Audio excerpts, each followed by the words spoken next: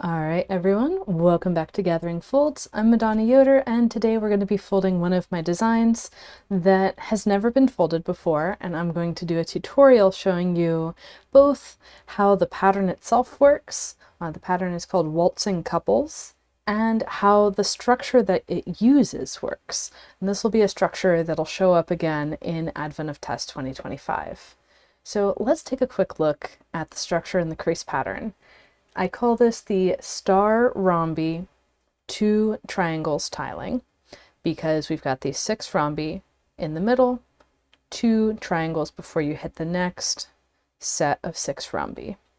Another way to see this tiling is as groups of twists that form big triangles, and then the next group has the opposite colors.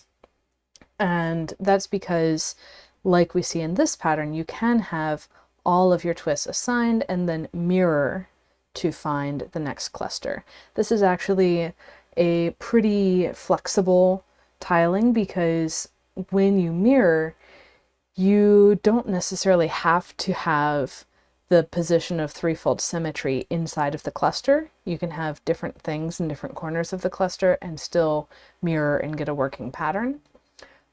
You cannot, however, do that if you want to alternate these clusters on opposite sides of the paper, which this cluster can do, and that's the pattern that'll be in Advent of Tess. So how do we get from this tiling to this crease pattern? The first thing to look at is how can we find these 6 rhombi? And we do see 6 rhombi connected to each other in this loop around the center. And then outside of the rhombi, in the pleats coming out, they're resolved by 2 triangles. So the pleats coming out of 2 rhombus twists are resolved by 2 triangle twists. This is the connection to the tiling, and then the other feature, the group of alternating rhombus and triangle twists, is seen in this loop of 6 twists. We see 3 triangles, 3 rhombi, and they're alternating as you go around. So those are the 3 main structures of the pattern, the 3 loops that you'll see.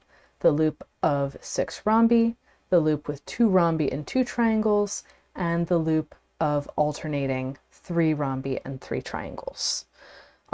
Those loops in the tessellation correspond to corners in the tiling.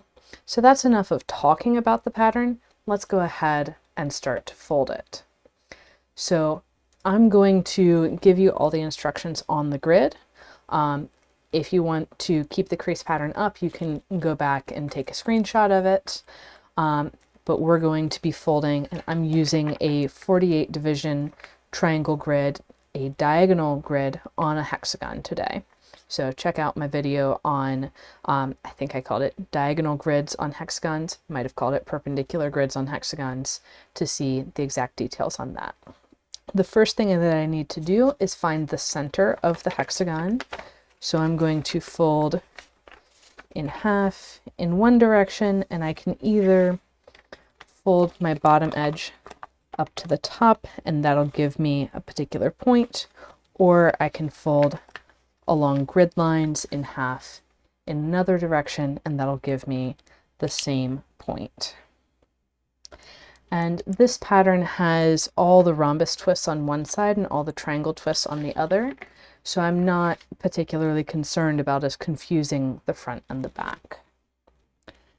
Zooming in so you can actually see what I'm doing, we're going to have our valley folds for the center spaced 1, 2, 3 spaces out.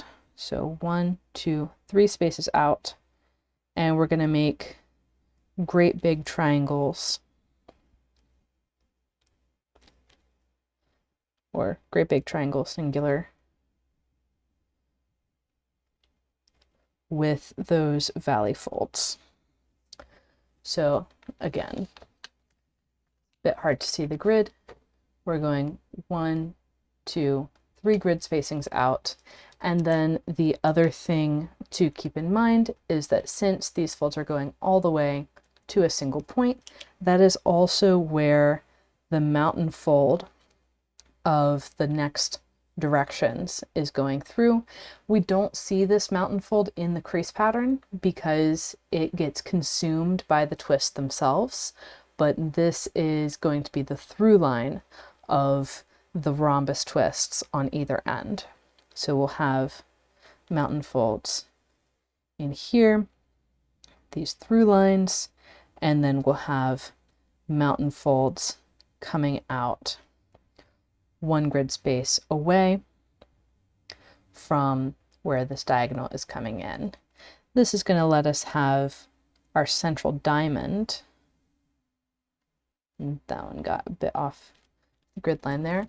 Our central diamond of the rhombus twists. And I'm going to go ahead and start folding one.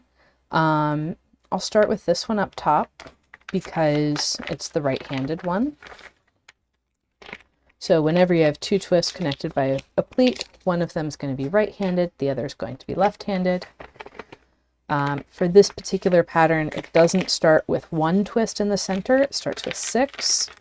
And so there's some flexibility about what kind of handedness of twist goes first. And once I have all of my mountain folds set up, so I only had the valley fold marked on one of these, but I want to make sure that I'm doing a consistent rotation direction.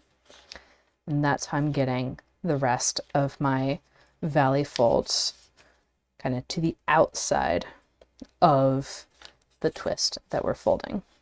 And then that can be pressed to squash.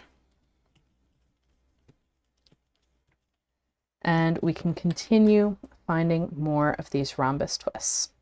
So I'll start with this next rhombus. I've got the pleat running around that central triangle. And if I wanted to do this without drawing a lot on the paper, I would be looking for, okay, where is that center point? How far do I need to go before my valley fold hits? I don't have good references at the edge of the paper this time because I'm using a diagonal grid, and therefore it's much harder to see what's going on. And squash. So let me pop back to the crease pattern real quick. Right now we have these 2 rhombus twists, and the pleats are overlapping. They're going to require 2 triangle twists. The important thing that I'm looking for right here is how far apart those triangles are.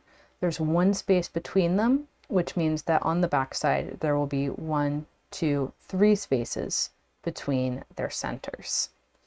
This is going to be the same spacing for every pair of triangle twists in the pattern.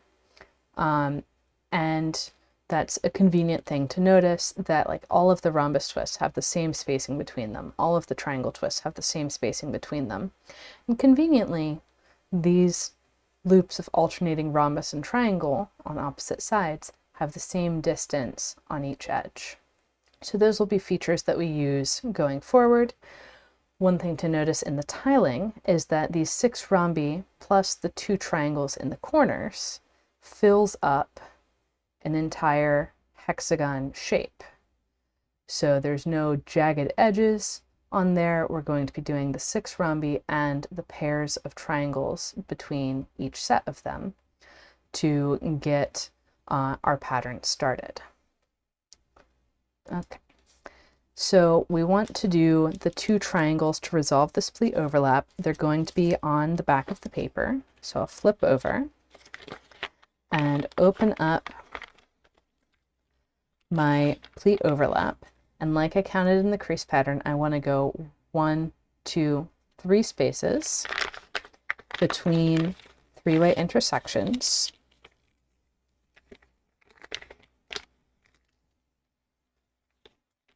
and I can set them both up and squash first one and then the other. I can also see that this is giving me tube pleat spacing. So flipping back to the rhombus side, I'm going to rotate around to put another corner at my right-hand side. And here I'm going to repeat the steps that we did in the previous corner, where I'll start with the right-handed rhombus, the one on top. So because I drew in the whole triangle, I know where the corner is. I know where the mountain fold needs to pass through the corner. And that mountain that I just put in is the through line of the rhombus.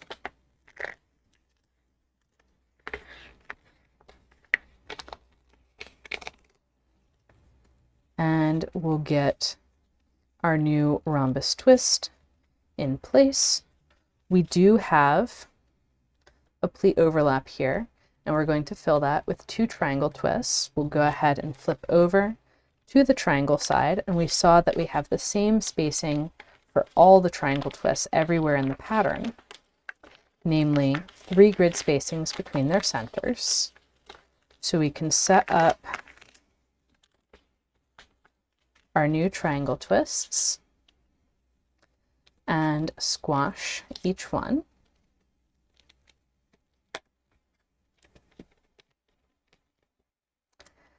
And then flip back to the rhombus side and continue working around. I'm coming around doing the same step I did when I did the second rhombus. Now for the fourth, adding in a new pleat overlap, or a new pleat. It causes an overlap down here, which we'll leave for later. And then I can set up my new rhombus twist.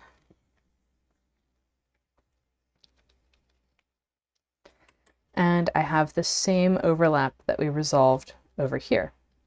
So I'll flip over and open my paper to put in 2 new triangle twists. Again, I'm leaving a space between these triangle twists, and I'm using the reference of tube pleat spacing here as well.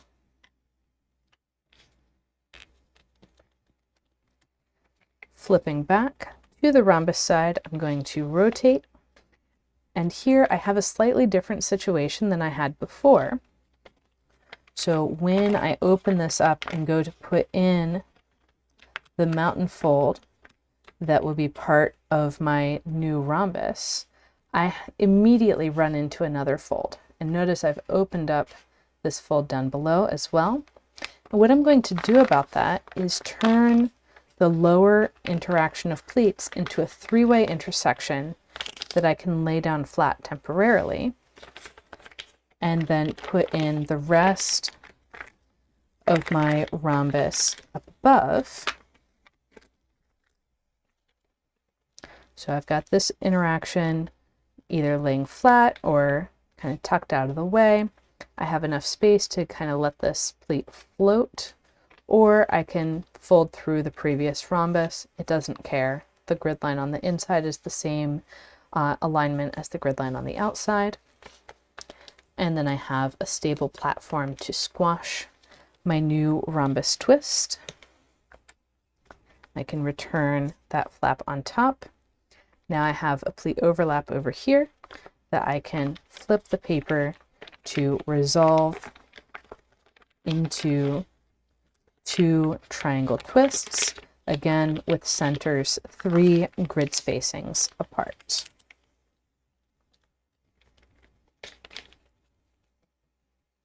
And you'll notice this is also using tube pleat spacing.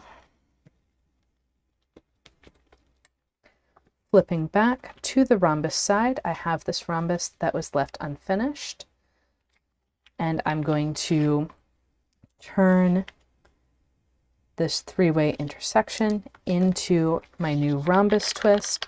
Those two grid triangles right on top are going to be the central diamond of this rhombus.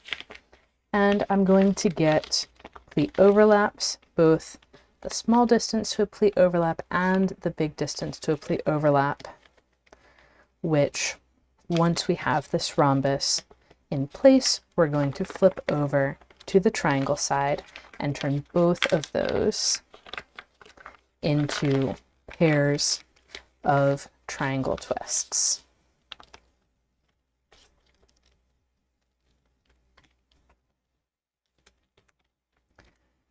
And the second one too.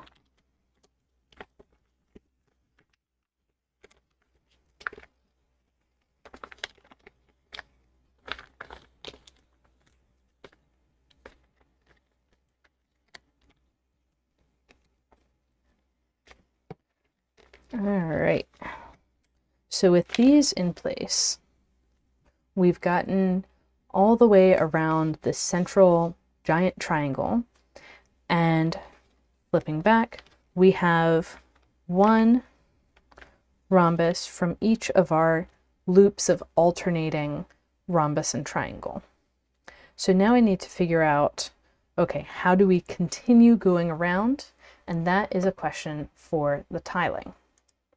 So coming back to the tiling, we've got this central set of twists in place already, and we want to finish out these giant triangles of twists. So we have a single layer to add, and that layer goes rhombus, triangle, rhombus, rhombus, triangle, rhombus, rhombus, triangle, rhombus. And it's going to be a little awkward to start because there's nothing we can just add on without causing pleat overlaps in two different directions. Like if I add this rhombus twist, I'm going to have a pleat overlap in here, and I'm going to have multiple pleat overlaps. So there's two pleats coming out this way, and I'm going to have a pleat that crosses them both. So it might be handy to start this rhombus as a three-way intersection, which takes up a triangle amount of grid. And then the pleat going out this way is parallel to these two pleats from triangles, and I can go ahead and continue the rest of the way around and finish the rhombus once I'm done. So looking at it that way, I've got these two, with the paper, I've got these two pleats coming out from triangle twists. This one going in the next direction of parallel pleats is going to go to my first rhombus twist. And I have some information about these patterns, namely that these two triangles are precisely the same as these two triangles down below. So it's the same triangles in the same twist directions with the same things coming off of them.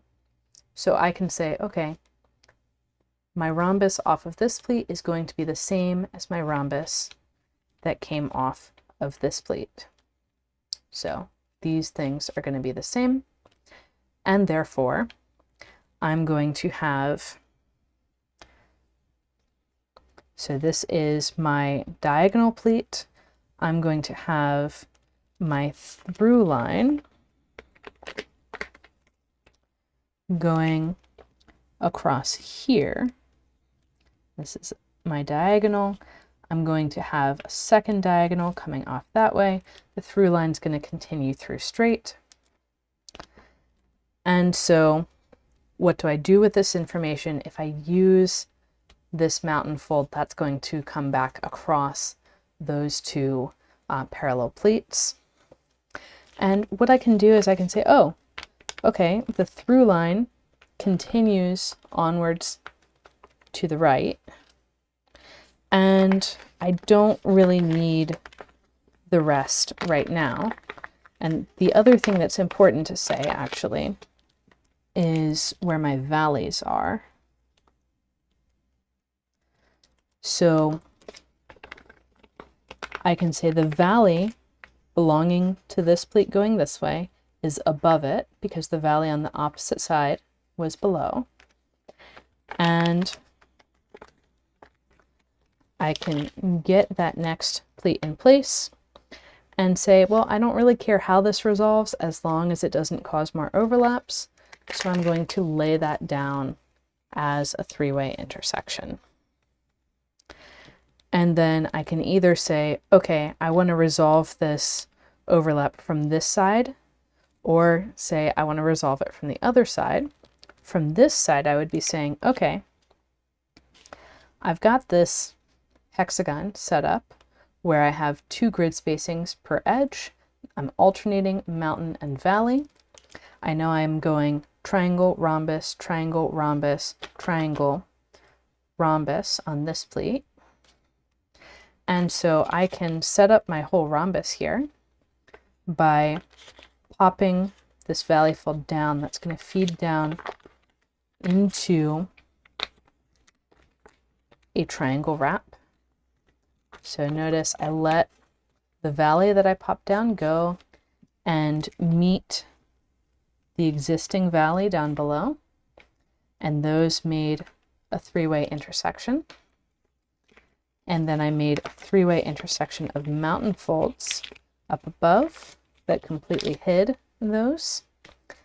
And then I can come in and say, okay, I have these 2 pleats coming into my rhombus.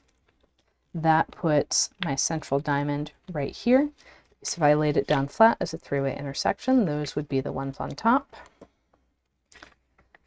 And then I can set up my new rhombus, and this is going to cause 2 new pleat overlaps.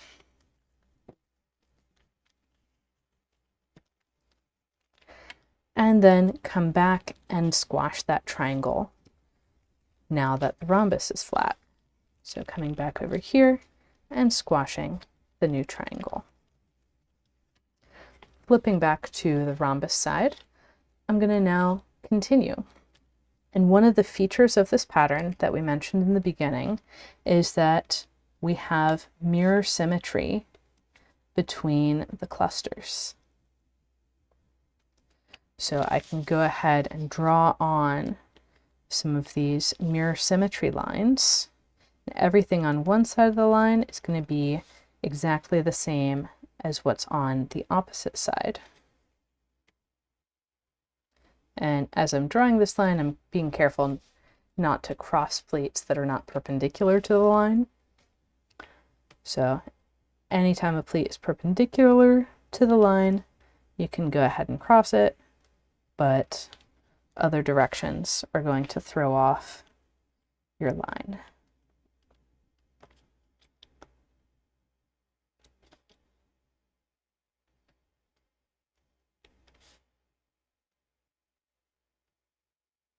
Okay, so I've got those lines drawn on. I'm moving across this mirror symmetry line, and I'm hitting a pleat overlap. That pleat overlap is going to need, the first thing it touches is a rhombus. So these 2 pleats are going to work together and create a rhombus twist.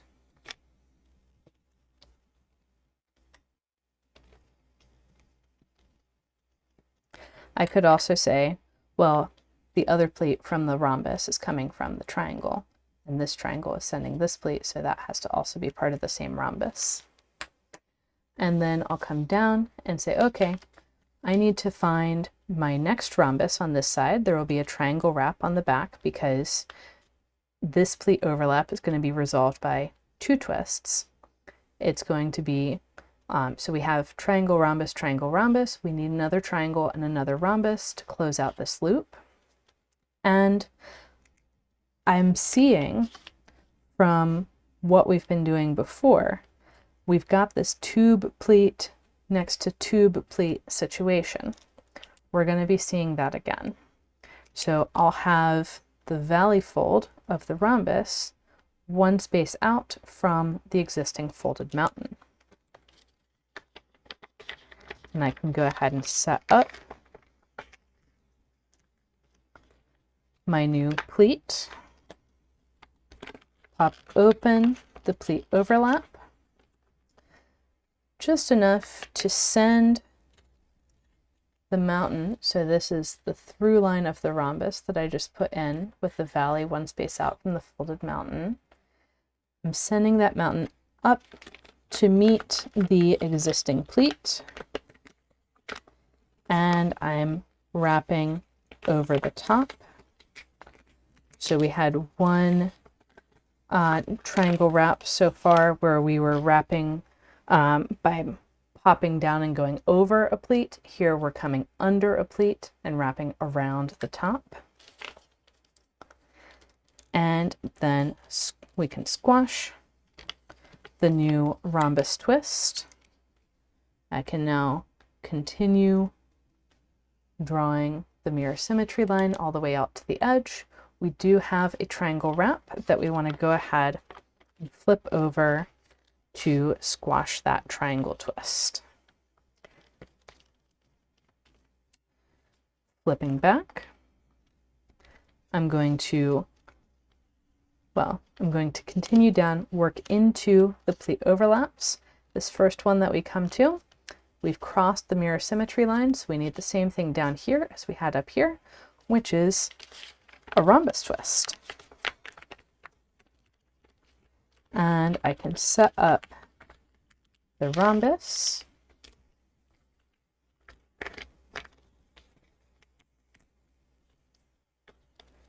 and fold through, and then rotating, we need to resolve this loop with another rhombus and another triangle. Here we have another of those triangle wraps like we saw the first time, where we're popping a pleat down so we can wrap on top. And then the new rhombus twist is going to be sitting right on top of that. The wrap and the pleat from the new rhombus will be forming an accordion pleat. And we can also reference another spacing with this rhombus. We're going to have tube pleat spacing, 2 spaces between these parallel mountain folds. And squash. With that in place, I can flip over to squash the triangle. And you might be thinking, well, why are we always flipping over to squash one triangle when we're never doing anything with the pleat coming from the triangle?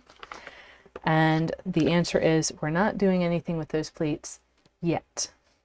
And it's really good practice to get used to having all of those twists folded immediately as soon as you set them up, instead of waiting and then forgetting about it, getting in a sticky situation where you really needed that to be folded already, and then having to backtrack.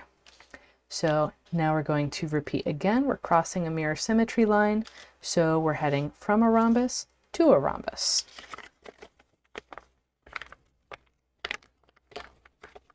Yeah.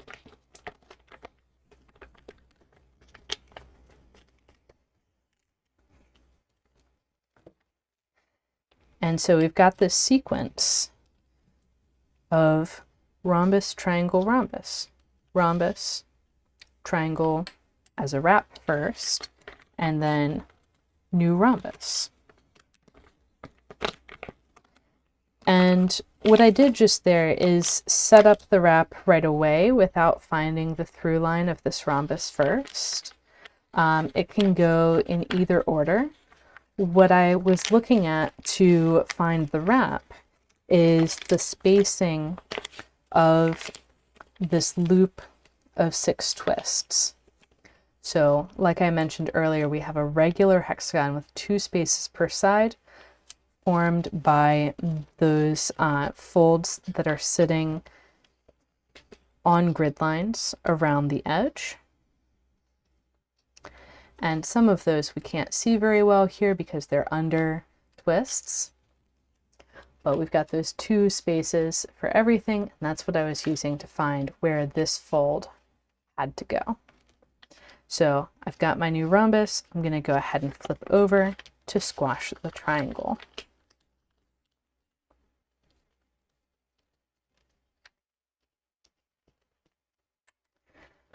Flipping back, I'll rotate a little bit, and I've got a pleat overlap where I need a new rhombus.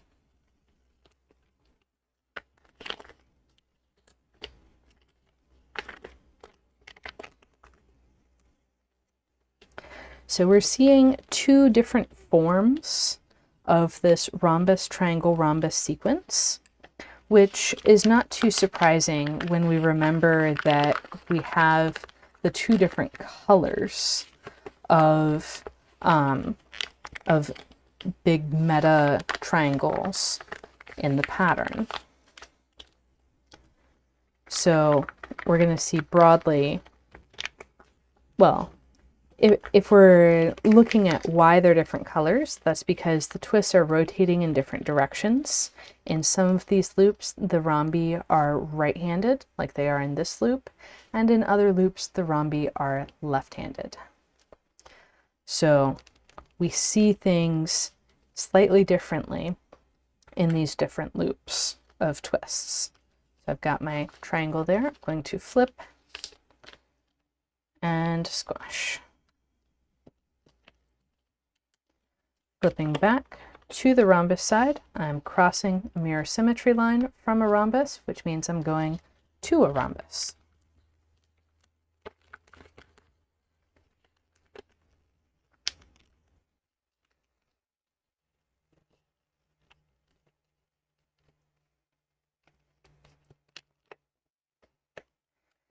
And now I'm getting back around to where I started, where I left this rhombus in a partially folded state, or rather as 3 pleats instead of 4. So when I go and set up my next rhombus, this is going to feed directly back into that first rhombus that I started the ring around the center with, and I can go ahead and fully set that one up too. Their corners are touching, so I'll just be gentle as I squash first one and then the other. And then I have my triangle wrap to deal with, so I'll flip over and squash the triangle. Now we've completed this ring around the center, and we have 3 parallel pleats in each of our 6 grid directions. I can also add some more mirror symmetry lines because we're going to have the same relationship between the cluster and the mirror symmetry lines outside of the clusters in this direction as we had on the insides, which is namely that the mirror symmetry line runs right at the tip of the rhombus twists. Of course, not all the tips, but the ones that are heading out of the cluster instead of through the cluster.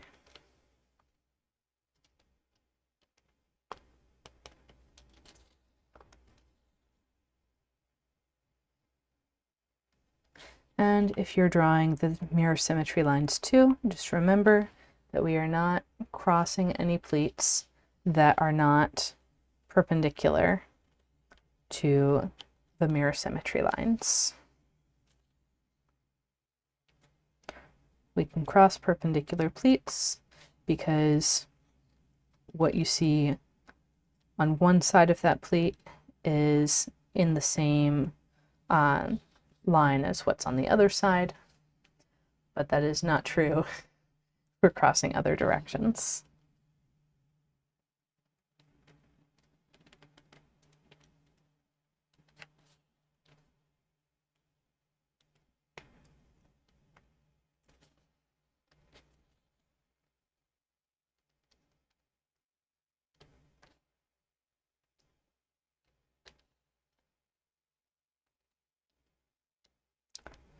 Okay, so with this in place, there's a question: how much do we fold in the next layer around the center? And there's a couple different ways to answer that. We will see, yeah, as I was saying, multiple ways to answer that. What I would like to do is do just one layer of twists around the center. And so that means that any pleat that I start on, I'm just going to do one twist outside of it, and then not cause new pleat overlaps over the same direction of pleats once I've already gone through that set of pleats. So I'll start on this side that happened to be on my right hand side. This is a cluster with right-handed rhombus twists, if you want to match me. And I'll start with a rhombus on this pleat across the mirror symmetry line. I know that I can get rhombus, triangle, rhombus on these pleats, and those will be whole twists. I know that by looking at the tiling, because that stripe is going to fit in one layer around the center. So I'll start with this rhombus twist because I know exactly how far out that has to be. And that's sending a pleat back under this pleat in here, which is going to become a triangle twist. So it's going to be on the back. So I'll do a triangle wrap, which is causing a new pleat overlap over here. And I can squash the new rhombus twist. And by the way, we will get 3 layers out to get through the next clusters on this grid. It'll be right at the edge, but we'll get there. And then we've got that triangle wrap. I'm going to flip over and squash the triangle. Now I know that this triangle already has its neighboring triangle. We'll see for all of our triangles, 2 of the pleats from triangles go to rhombi inside of a cluster, and 1 goes to a neighboring triangle. This one already has the neighboring triangle, so the other pleat is going to a rhombus on the other side. So this kind of overlap is perfectly fine for that. I'm going to flip over, open the pleat overlap, and fold the rhombus twist. And squash. So now I've finished working on my pleats going this way. I'm going to choose to continue on the next set of parallel pleats. But if I were to set up a whole rhombus twist here, so just as an example, if I were to set up this whole rhombus, that would cause overlaps back through the direction that I already worked on. So what I want to do instead is keep the pleat that causes overlaps through the new direction and get rid of the pleat that caused overlaps in the old direction in these pleats, and instead do a 3-way intersection of pleats that will lay down flat and not overlap with these guys.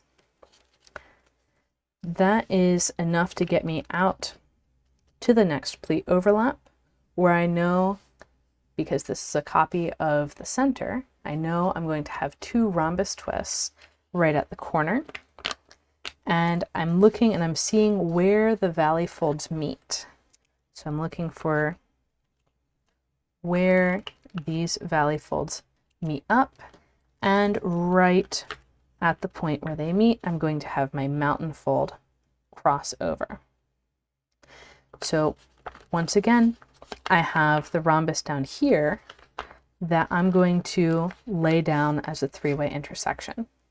It would be extra overlaps if I were to fold the whole rhombus and have another pleat going up through.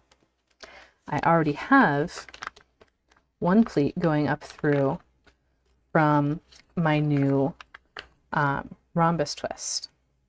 Then the interaction with the next pleat, so this rhombus has a valley fold in here. That's headed towards a pleat that has a triangle twist on the opposite side of the mirror symmetry line. So I'm going to pop the mountain fold down where the valley hits it and put in a triangle wrap.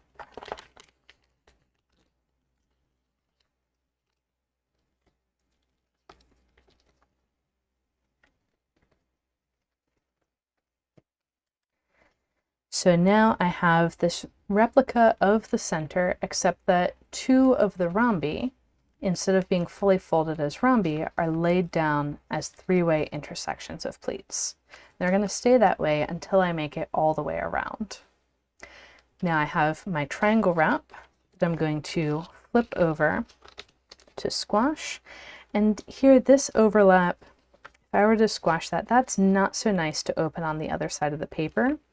So what I'll do instead is open up and rearrange the layers so that the mountain fold from the triangle is coming out, and this is 2 spaces from the center. I have another three-way intersection of mountain folds, then down 1 space, another three-way intersection of mountain folds. This is a compound wrap. You can check out my video from last week for more specifics on exactly how to fold it. And I can squash the new triangle twist. Flipping back to the rhombus side, I can take that compound wrap and pop. So notice that point was sunken under. I'm going to pop it up. And all of my mountain folds are already in place. I just need to put the valleys on the correct side for the new rhombus twist. And now I've worked my way through this set of parallel pleats, and I can rotate to the next set. Here I don't have an overlap.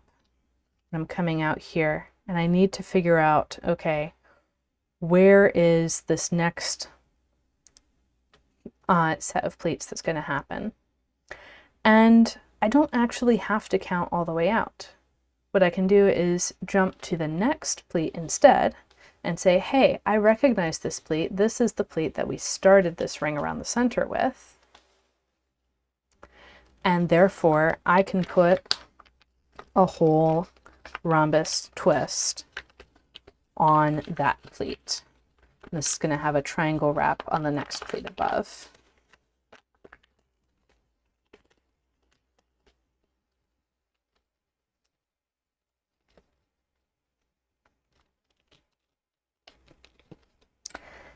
And then now I come down here and I'm like, oh, I know exactly where things are going to interact because they're already interacting. And I can open that up, and right where the valley folds meet each other, I will have a mountain fold crossing. And this time these two are both going to be laid down as three-way intersections. One of them is going to have to lay on top of the other.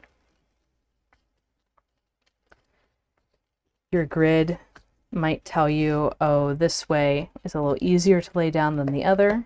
I know mine did. You can also set these up slightly differently so that there's an extra space in between. You can have them layered going out. You can do any number of different things. And actually that layered going out bit, layered so that instead of being set up with the valley on the appropriate side where they're going to be eventually, you can just pop that so that it lays flat easier. This is just a placeholder until we can come back and put the rhombuses in later when they won't interfere with so many other things. Then we had that triangle wrap that we will flip over and squash our triangle. We'll check. Yes, this is easy to open the overlap from the other side. It would be a not so easy overlap to open on this side of the paper, but since the next rhombus twist is on the other side, that is not a problem.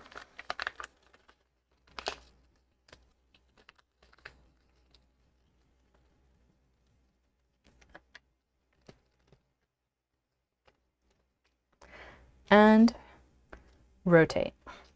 Now we're back in the position we were in on, so when we had just finished the first set of parallel pleats and started the second, where we want to put in that rhombus, if I can get the right grid line, where the valley is coming to the tip of the existing rhombus. But if we do the whole rhombus, that causes problems. So we're just going to do a three-way intersection. And now we have the intersection for the next set of rhombi. And we're again going to find that spacing where we have two grid spaces between, if they were going to be triangles, they would be three-way intersections.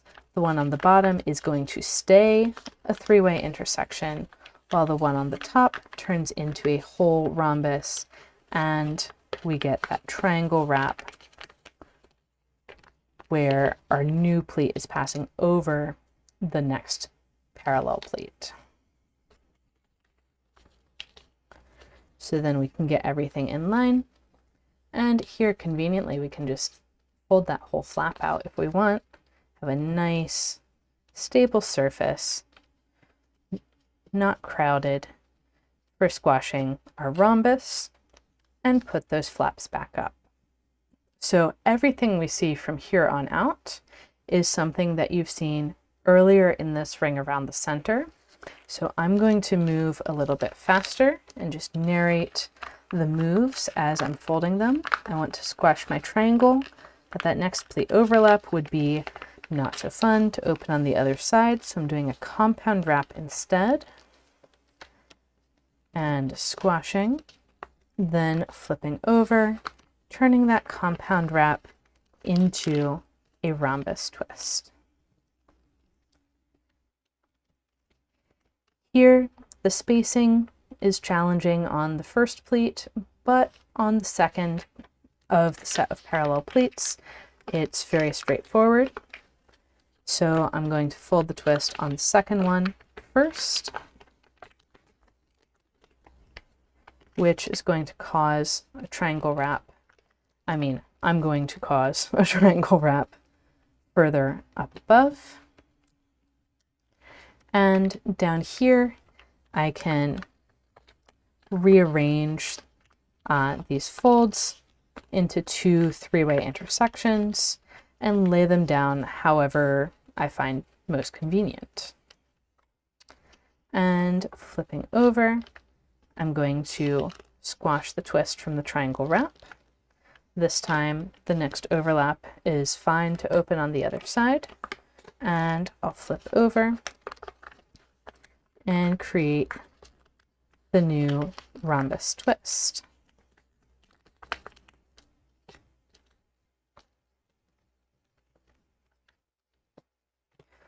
With this rhombus, we're now on to the next set of parallel pleats. This first one is the easy spacing to find. And we're going to just set this up as a three-way intersection, laying up on top of the previous rhombus. It's going to cause a lot of pleat overlaps, more than we've been seeing because we have an extra from that first rhombus we folded in this ring.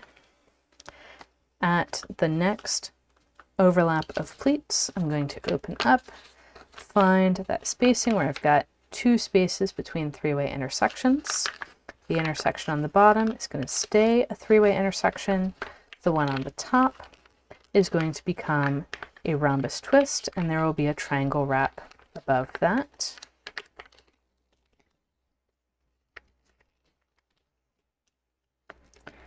And squash.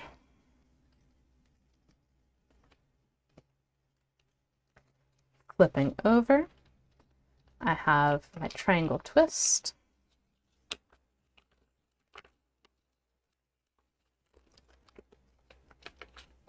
And the compound wrap. And squash. Notice when this pleat is folding over towards the center, that's when I do the compound wrap, and when the pleat was folding out towards the edge, I did not. And then flipping over, I've got my new rhombus twist from that compound wrap.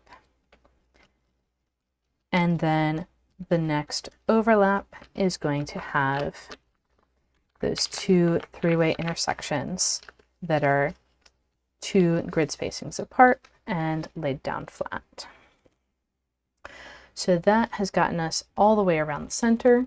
Zooming out a little bit, we get to see that as we go around the edge, instead of having all 6 rhombi folded around the repeats of the center, we have 4 folded and 2 left as 3-way intersections. 4 folded and 2 left as 3-way intersections. We're seeing this in 2 different modes, but it's the same number of rhombi. So coming back in, I'm going to start working with the next set of parallel pleats. This means I'm putting a rhombus down here. So I'm going to return this flap so that the valley is on the correct side. So this guy is then going to need to have this pleat flip over to lay down flat. And I can put in the rest of the rhombus on the other 3-way intersection.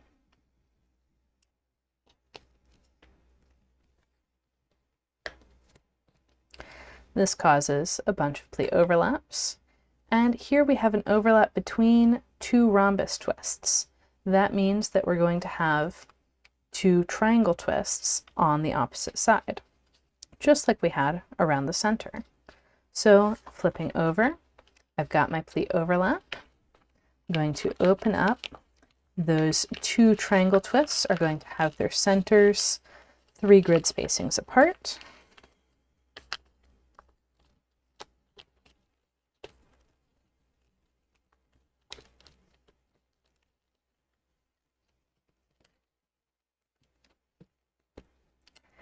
And then I'll flip back, and I've got this overlap in here where I need to have a rhombus to finish this alternating loop. But if I fold the whole rhombus, so I know at a minimum I need this pleat to go on this grid line because that is 2 grid spacings of valley underneath. So I need 2 grid spacings of mountain to hit the 2 grid spacings of valley. And this is going to cause a triangle wrap under here. So at a minimum, I have that much. If I were to do the whole rhombus, I would get new pleat overlaps on both sides, and that's no good. We want the pleat overlaps to be moving progressively around the center. So I'll leave that one as a 3-way intersection and flip the paper over to squash my new triangle twist. So this is a new scenario that we have here where we squashed a triangle, and now we immediately need to find the next triangle, but we've got kind of something in the way. So why do I know that we need to find the next triangle? Well, these two pleats are coming from rhombi on the opposite side. That one's not a rhombus yet, but it will be. So this one needs to go to another triangle, and that triangle's center is right here, right at the point where these pleats are overlapping. So I'm going to mark my valley down here first before I open the paper, and then open up, and I'm going to do a triangle wrap over this little teeny bit of pleat. So I've popped the valley down, I'm doing a triangle wrap over it. It might help to look at the other side and say, oh, this is like when I have two pleats going into a closed hexagon. That is how that's laying down. Flipping back, I'm going to squash my triangle twist. And now when I flip back to squash the rhombus, I'm going to have my central diamond sitting kind of on the three-way intersection on top of the rhombus to the side. My through line is going to be here, one grid spacing over from this folded mountain. And so I'll shift the folded mountain to the through line, put the valley on the far side, and bam, there's my new rhombus. So now we're going to continue. We're going to see some of the same moves. I'm going to go ahead and take this three-way intersection and turn it into a whole rhombus twist. This is going to be kind of delicate as you get to the edge of the paper. And you might be saying, but Madonna, what are you doing? You're causing pleat overlaps on both sides of that twist. Yes, but it's okay because I know that I am completing the rhombi in the duplicates of the center on this ring around the paper. And both of these pleat overlaps are going to be resolved with pairs of triangle twists, just like they were around the center. So flipping over, I'll take one pleat overlap and turn that into pairs of triangle twists with their centers 3 grid spacings apart. And then the other pleat overlap and turn that into pairs of rhombus twists with their centers 3 grid spacings apart.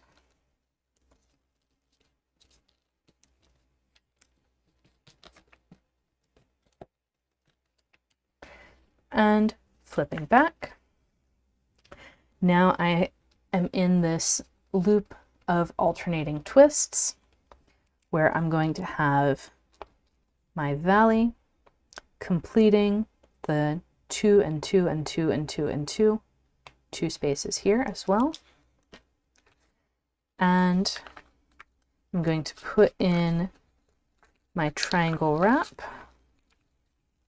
And just like we saw on the last loop, like this, if I did the whole rhombus, I would be causing more problems. So I'm going to leave that as a 3-way intersection until the next ring around. Flipping over, I'll squash the triangle and then flip back to continue. And this time I'm going to have my new rhombus be the bottom one first, and it's going to have a triangle wrap under here. I could have done that triangle while I was on the other side, but since we flipped back, I'm already here. And squash the rhombus, leave the three-way intersection on top just briefly so I can flip and squash the new triangle.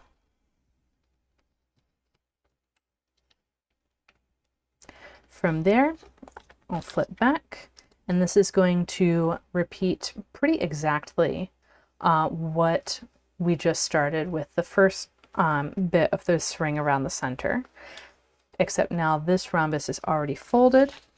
So I'm going to have a pleat overlap between the two rhombi when I fold my first rhombus of the next direction of parallel plates. And that the overlap is going to resolve into 2 triangle twists.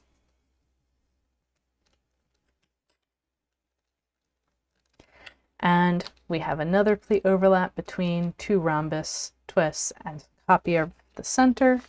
Those are also, or that overlap will also resolve as a pair of triangles. So from here, we've already seen a slow version of the rest of the way of the rest of this edge and the next edge. So I'll be folding the next bit at full speed. So next up is another rhombus and another triangle in here. And we've been seeing as we go around that we are not getting the whole rhombus. So I can go ahead and take this from this side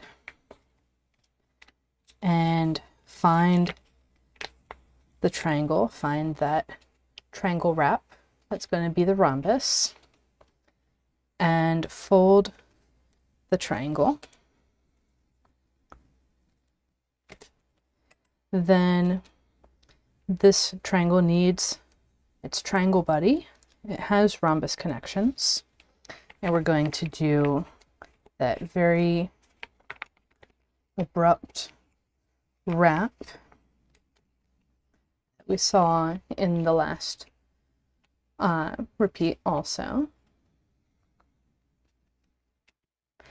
And then flipping over, we can push this mountain one spacing over, and then we have everything we need for the rhombus.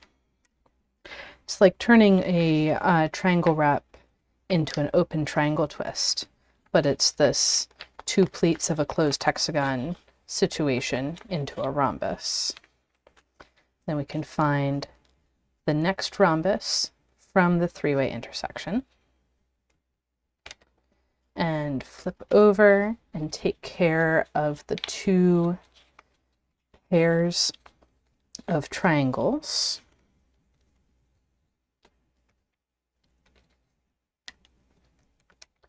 Pair 1 and pair 2.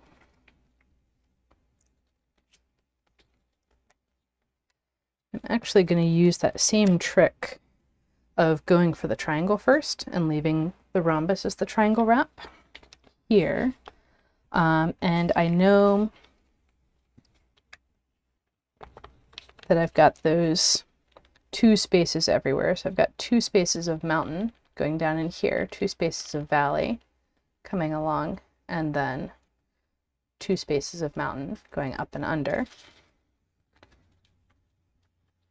And that wraps. So I guess I'm not doing it exactly like I did before.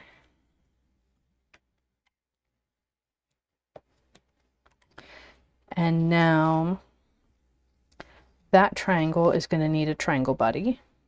So let's take a look at what would happen if I tried to do this triangle buddy. That is a bit of a mess. If I try to fold through here, that's a lot of layers. That's very crunchy. So I'll let that sit as a three-way intersection at the moment and go deal with the crunchy stuff. So that's going to become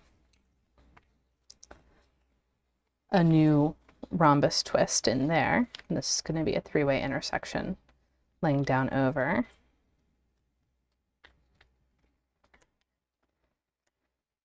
And at this point I could flip over and fold that triangle, but I could also finish this rhombus, the paired rhombus,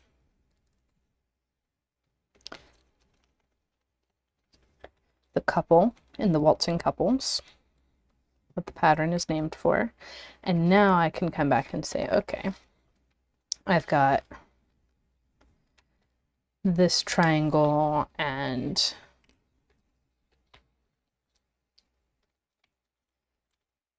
these triangles and these other triangles over here too.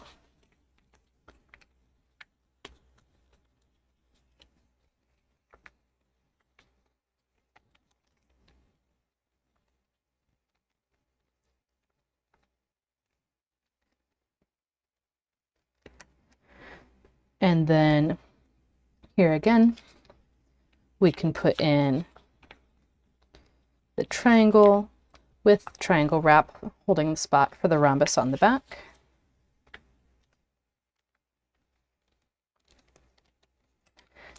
And the triangle with the very close by triangle wrap.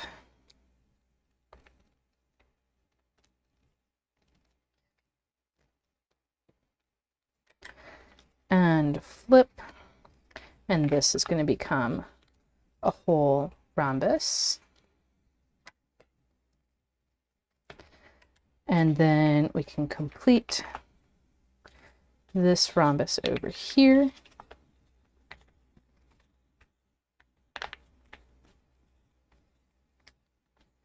You can see this is just sending us round and around, following the overlaps. I did cause an overlap behind, so I will resolve that with 2 triangle twists.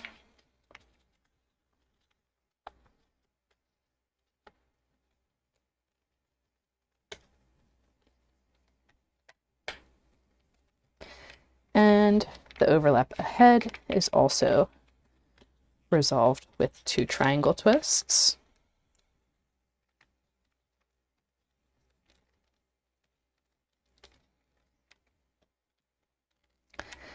And now we're in the alternating loop. I can also say, instead of focusing on the alternating 2 spaces of mountain, 2 spaces of valley inside of this loop, I can say, hey, I'm going to need tube pleat spacing over here because I see tube pleat spacing everywhere in the pattern.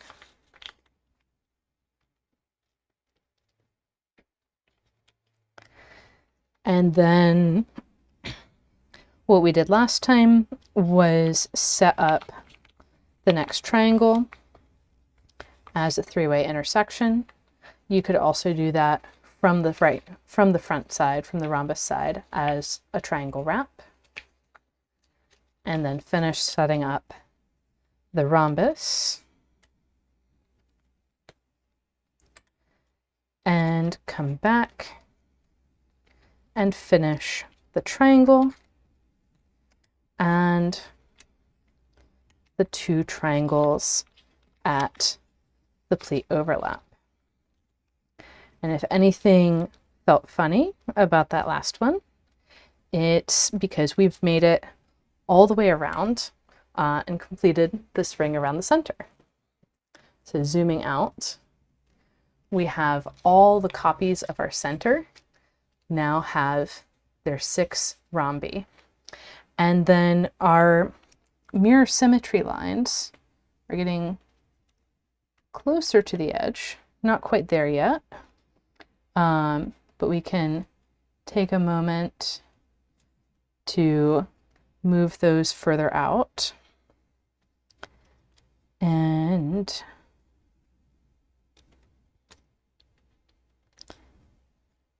that'll also give you some time to catch up if you're still playing the video in real time.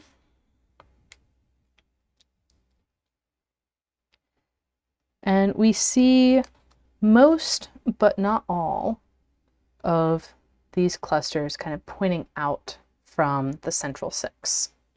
We see a little bit, we see 3 twists of the cluster with an edge on the outside of the paper. And we'll actually get both of those clusters fully completed with our next ring around the center.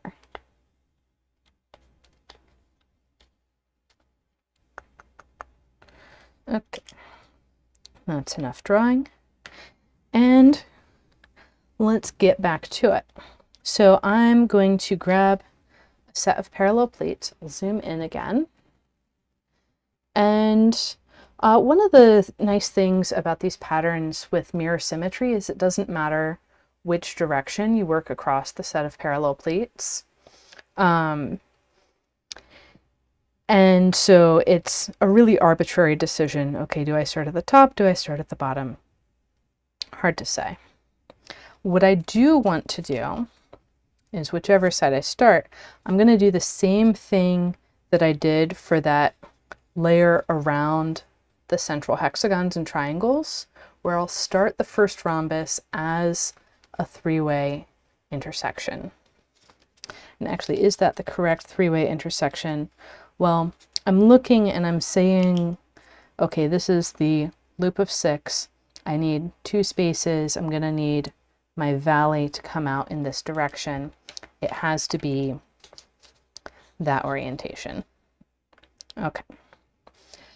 Then for the next rhombus around this loop, I'm going to have my through line coming through here, both because of the 3-way intersection below and also because of the tube pleat spacing.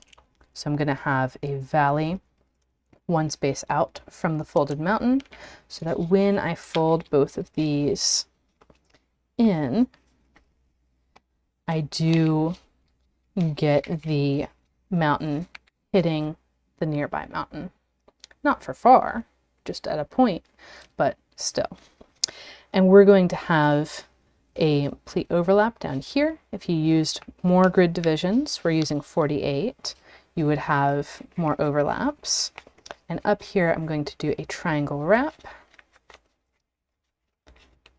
and let all of the pleats from both of these rhombi sit in their happy places before squashing first one rhombus and then the other.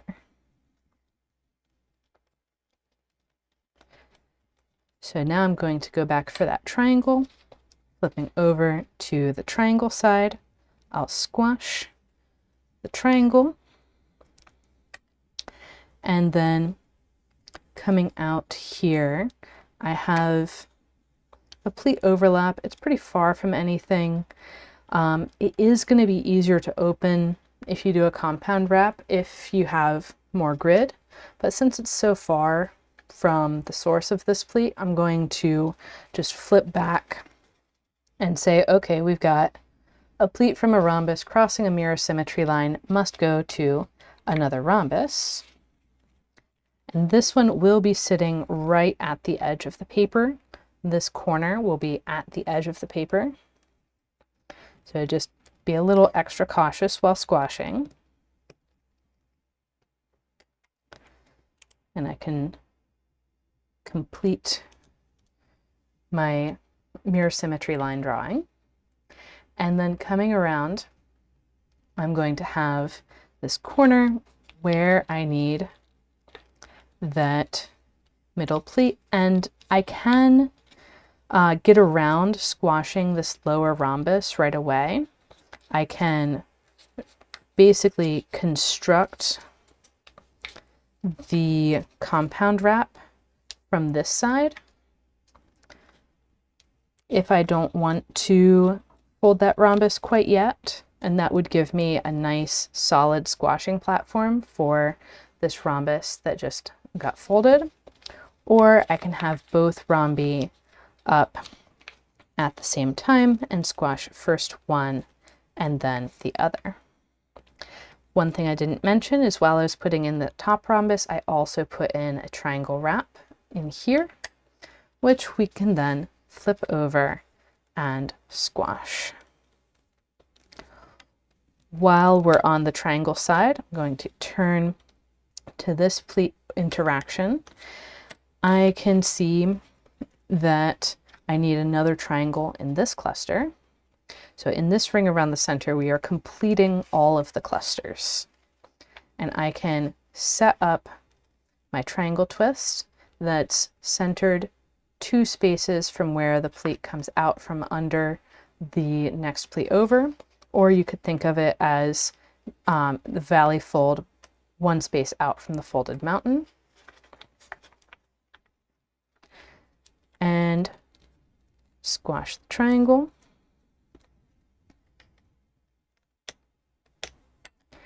And flipping over, I can turn that 3-way intersection, the triangle wrap, into a rhombus twist. This rhombus twist is going to feed down into a 3-way intersection that I'd set up on the last ring around the center. And I could let it then feed into another rhombus as well, but I'll just stop with 2. Squash rhombus 1, then rhombus 2, and then we can pull open these pleats and set up rhombus number 3.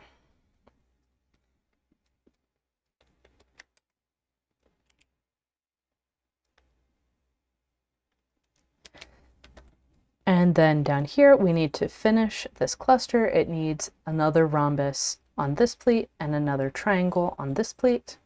So we can set up the triangle wrap to hold the place of that triangle while we get our rhombus in place. And this time I'm just going to do a pleat overlap in there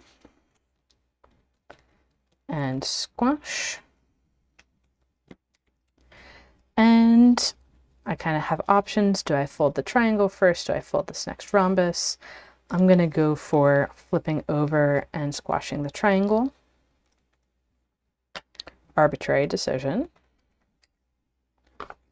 And flipping back, I'll set up the next rhombus twist, which, okay, there we go.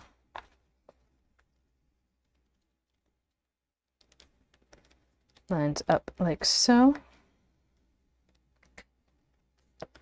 Just getting a little bit confused about which direction should be the through line.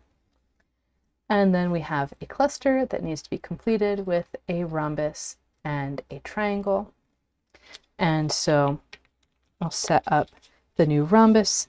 This rhombus feeds very directly into a 3-way intersection down here, so I'll go ahead and set that up as a rhombus as well. And we want to make sure to wrap that pleat going into the triangle and squash both of our rhombus twists. And again, I have a choice of whether I go and fold the triangle or fold the next rhombus. And I'm going to err on the side, almost always, of not forgetting the triangle. Flipping back, I'm following the pleat overlap as it moves around and finding that next rhombus twist. And then we need a rhombus off of this pleat, a triangle off of this pleat. That rhombus is going to feed very directly down into the next rhombus, so I may as well set that one up too.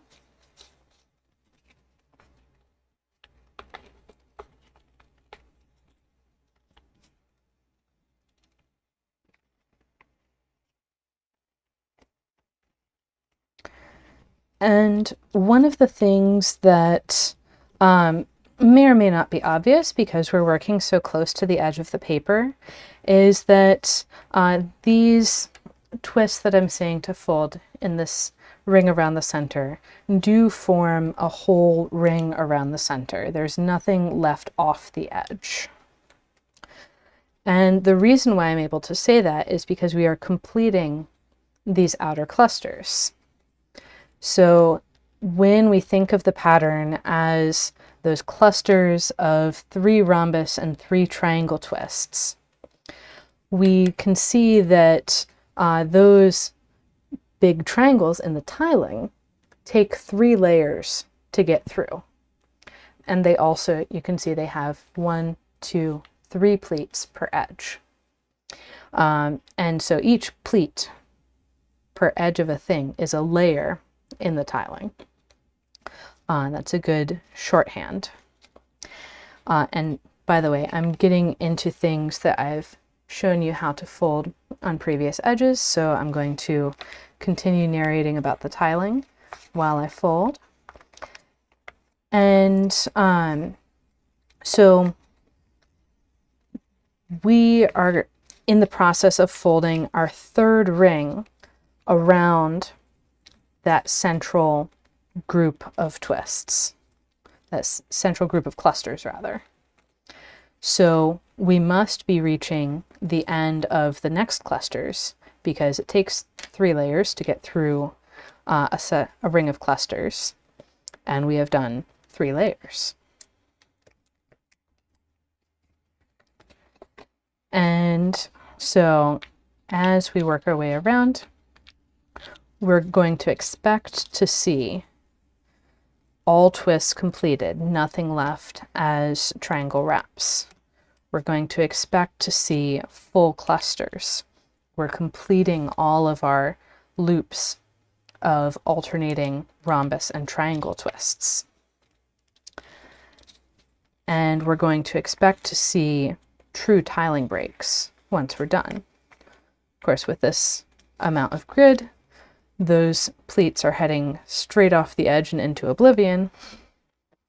They're not going very far, but if I had more grid, it would be a pleated border and there would not be any interruption to the perfect hexagonal edge because all the pleats would be heading out perpendicular to that edge.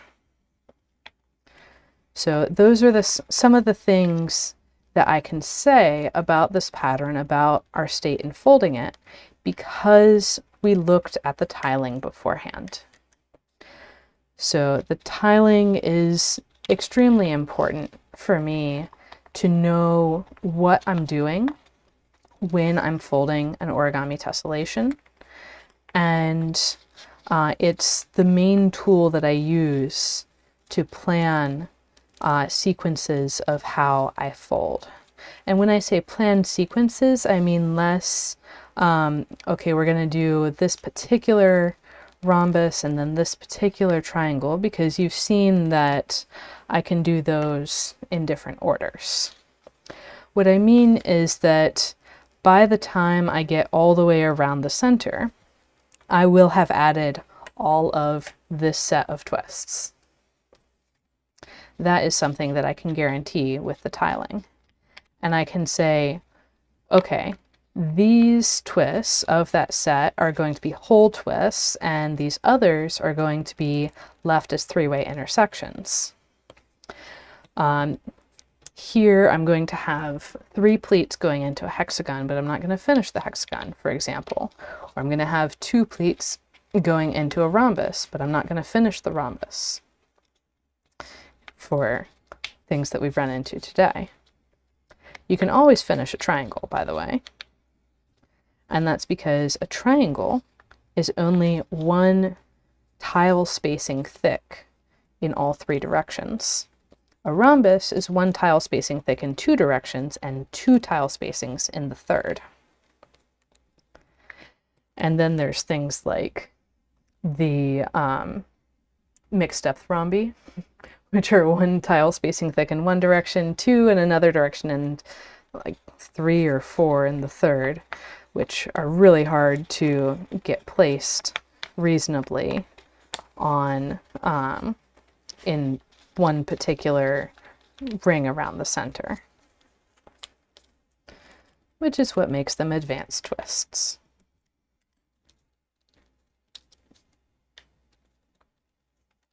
And see there, I was talking and I went on to the next rhombi without folding the triangle. Almost left it behind. I would have been looking at the back saying, shouldn't there be another triangle in that cluster?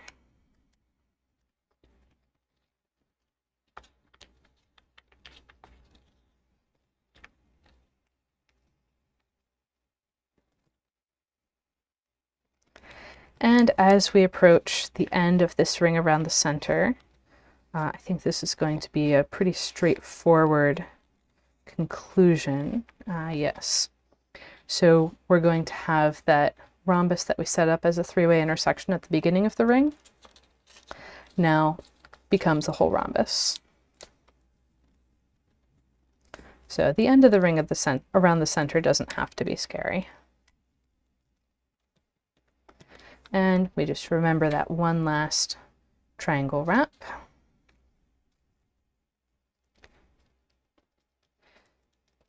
And I can double check 3 and 3 and 3 and 3 and 3 and 3 and 3 and 3, 3 and 3 and 3 and 3. Got all my triangles. All right.